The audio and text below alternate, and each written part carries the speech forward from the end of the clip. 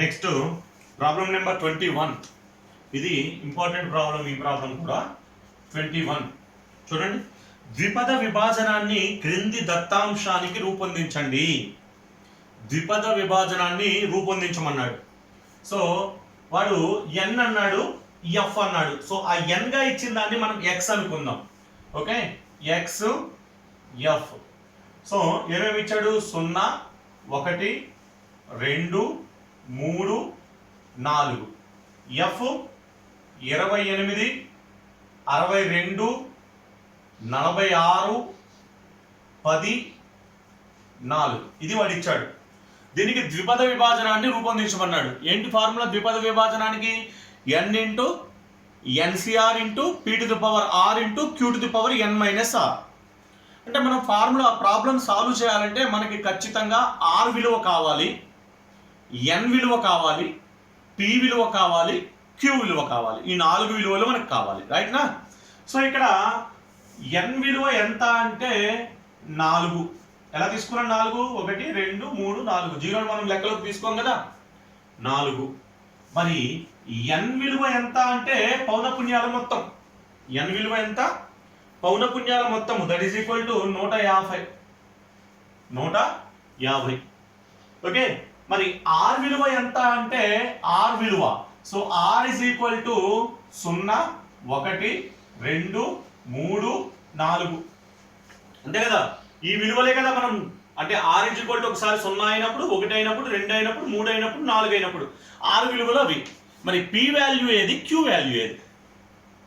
So P value, Q value మనకి లెక్కలో ఇవ్వలేదు. పోనీ నాణెము అని చెబితే నాణ్యానికి మొత్తం 2 ఘటనలు, బొమ్మ బొరుసు. అందులో బొమ్మ అవడానికి అవకాశం 1/2 అని తీసుకుంటాం. ఒకవేళ పాచిక అని చెప్పి ఉంటే పాచికలో మొత్తం ఘటనలు 6, 1/6 అని తీసుకునే వాళ్ళం. ఓకే, ఒకవేళ ప్లేయింగ్ కార్డ్స్ అని చెప్పి ఉంటే 52, 1/52 ఏదో తీసుకునేవాళ్ళు. బట్ ఈ లెక్కలో ఏమీ చెప్పలేదు. ఆ విభాజనం ఏంటి అనేది, మనం చేసే ప్రయత్నం ఏంటి, ప్రయోగం ఏంటి అనేది చెప్పలేదు. మరి పి ఎలా తీసుకోవాలి, క్యూ ఎలా తీసుకోవాలి అంటే ఇక్కడ మనకి అంకమధ్యమం ఫార్ములా ఏంటి? ద్విపద విభాజనములో అంకమధ్యమం is equal to n into p. అవునా? కానీ మామూలుగా మనకి బిజినెస్ స్టాట్స్ ప్రకారం ఓకే, అంకమధ్యమానికి ఫార్ములా ఏంటి? యాక్చువల్గా అంకమధ్యమం ఇజ్ ఈక్వల్ టు ఏ శ్రేణిలో ఉంది? విచ్ఛిన్న శ్రేణిలో ఉంది. Sigma f x by sigma X.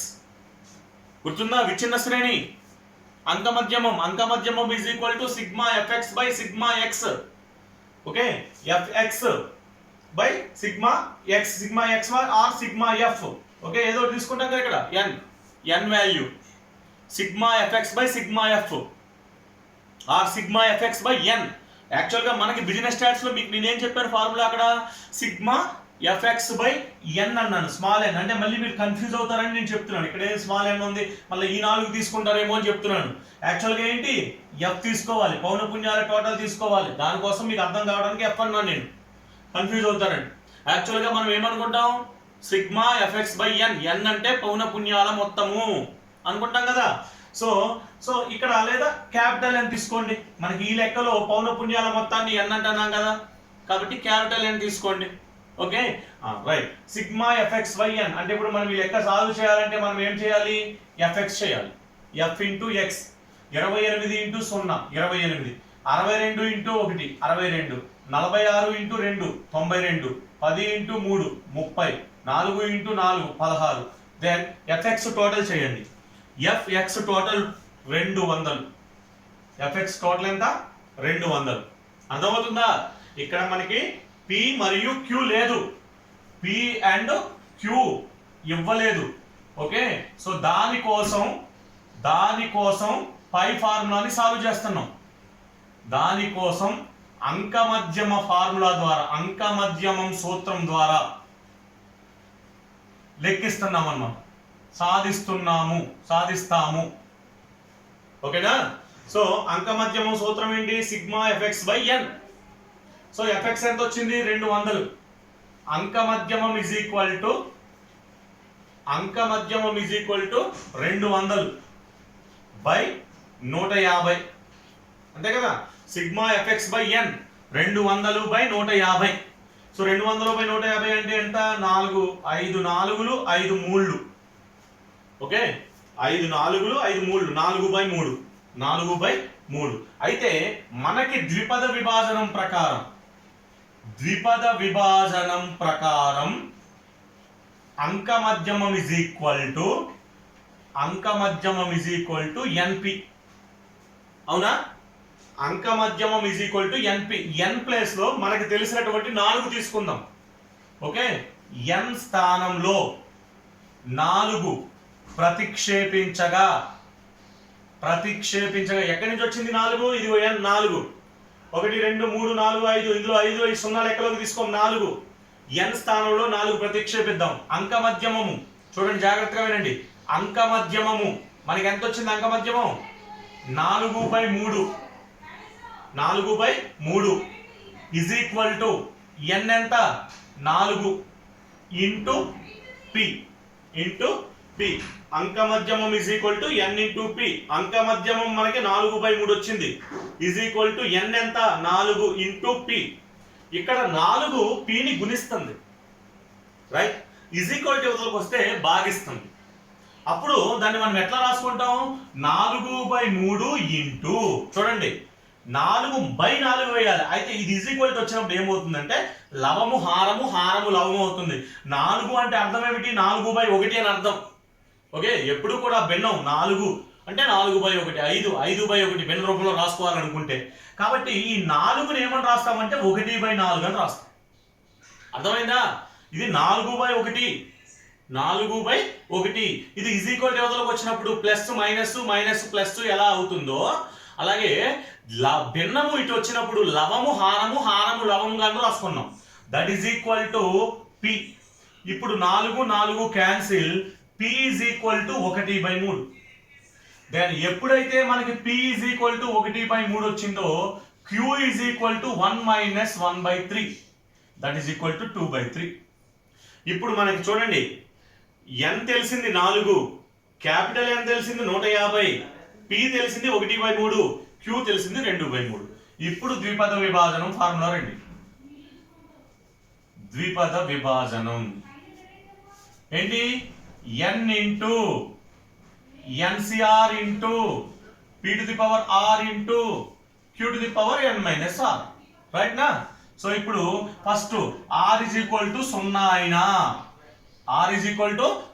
అయినా n 150 into n 4 C 0 into p 1/3 to the power r ఎంత? ఆర్ అంటే 0 into q 2/3 to the power n 4 minus 0. Then 150 into nc0 that is equal to 1 into any power 0 that is equal to 1 into ఇది ఎంత? 2/3 to the power 4. జాగ్రత్తగా చూడండి, ఇక్కడ 2/3 4 minus 0 అంటే 4 అంటే 2 to the power 4 by 3 to the power 4 అని అర్థం. అర్థమవుతుందా? మీకు అర్థం కావడానికి ఇంకో స్టెప్ వేస్తున్నా. ఇక్కడ 2/3 to the power 4 అంటే 2 కి పవర్ 4 3 కి కూడా పవర్ 4. అప్పుడు ఎంత అవుతుంది? 150 ఇంటూ 2 టు ది పవర్ 4 ఎంత అవుతుంది? 2 2 4 4 8 8 2 16 by 3 to the power 4 3 3 9 9 3 27 27 3 81. Okay so దాని వాల్యూ ఎంత వస్తుందో చూడండి. 150 into 16/81 that is equal to near about 30. ఇప్పుడు ఆర్ ఈజ్ ఈక్వల్ టు 0. అలాగే మనం ఏం చేస్తాం? R is equal to next R is equal to 1. అంటే ఇప్పుడు ఆర్ ప్లేస్ లో 1 తీసుకుంటాం. 150 into 4c1 into 1/3 to the power 1 into 2/3 to the power 4 minus 1. 150 into 4c1 అంటే 4 ఇంటూ 1/3 ఇంటూ ఇది చూడండి 2/3 4 మైనస్ 1 అంటే 3 అంటే 2 cube by 3 cube 2 cube by 3 cube 2 cube అంటే 2 2 4 4 8 by 3 cube 27. 27. So that is equal ఎంత వస్తుంది చేయండి 150 ఇంటూ 4 600 600 ఇంటూ 8 600 ఇంటూ 8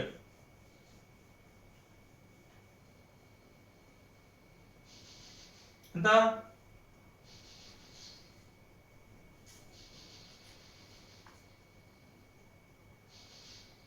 2 క్యూబే కదా okay 2 cube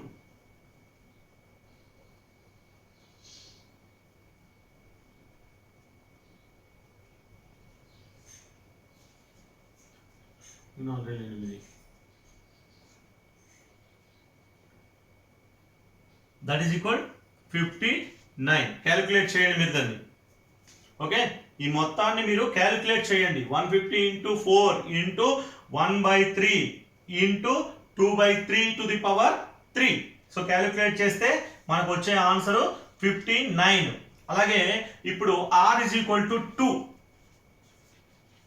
r is equal to 2 అంటే ఇప్పుడు r ప్లేస్ లో 2 తీసుకోండి n into 4c2 into 1/3 square into 2/3 square so ఎంత వస్తుంది చూడండి 150 into 4c2 means 6 4c2 value 6 by 1/3 square అంటే 1/9 ఇంటూ 2/3 స్క్వేర్ అంటే 4/9 so that is equal 150 into 6 into 4 by 81 ఇది చేస్తే మీకు వచ్చేది 44 దీని వాల్యూ 44 6 1 जा 6 6 4 जा 24 by 81 150 into 24 by 81 that is equal to 44 so మీరు క్యాలిక్యులేషన్ చేయండి దీన్ని చేస్తే మీకు వచ్చే answer 44 r is equal to 2 then r is equal to 3 ఇదంతా ఇంతకు ముందు చెప్పిన లెక్కలలాగానే ఈ లెక్కలో మనం కొత్తగా నేర్చుకున్నది ఏంటి వాడు p వాల్యూ q వాల్యూ ఇవ్వనప్పుడు అంక మధ్యమాన్ని లెక్కించి అంక మధ్యమం ఆధారంగా p వాల్యూ q వాల్యూ లెక్కించడం అది కొత్త పాయింట్ ఇదంతా మళ్ళీ ఇంతకు ముందు చెప్పిన లెక్కలే so r is equal to 3 అయినప్పుడు n ఎంత 150 ఇంటూ p ఎంత sorry nc3 into 1/3 to the power 3 into 2/3 4 minus 3 then 150 into 4c3 value 4c3 value ఎంత వస్తుంది అంటే మళ్ళీ 4 వస్తుంది ఇంటూ 1/3 క్యూబ్ అంటే 1 క్యూబ్ బై 3 క్యూబ్ అంటే 27 3 3 9 9 3 27 into 2/3 4 minus 3 is equal to 1 అంటే అంతే వస్తుంది ఇప్పుడు దీన్ని క్యాలిక్యులేట్ చేసి చూస్తే మీరు దీని answer 15 then r is equal to 4 అయినా r is equal to 4 n into ncn into p to the power n into q to the power n minus r then 150 into ncn is equal to 1 into 1/3 to the power 4 అంటే 1 to the power 4 by 3 to the power 4 1 to the power 4 is equal to 1 then 3 to the power 4 is equal to 81 దీని value 0 అంటే 1 then దీన్ని calculate చేసి చూస్తే దీని answer 2 okay round up చేస్తే 2 ఇవి మనకి పౌనపున్యాలు అంటే ఒకటో దానిదేమో 30 రెండో దానిది 59 మూడో దానిది 44 15 2 అర్థమైందమ్మా ఈ రెండు లెక్కల్లోంచి ఇంపార్టెంట్ లెక్కలు ఈ రెండు కూడా సో 21 అండ్ 22 సో 21 లో ఇంపార్టెంట్ మరీ ఇంపార్టెంట్ ఇది ఈ లెక్కలో మనకి p వాల్యూ q వాల్యూ లేదు సో ఫస్ట్ మనం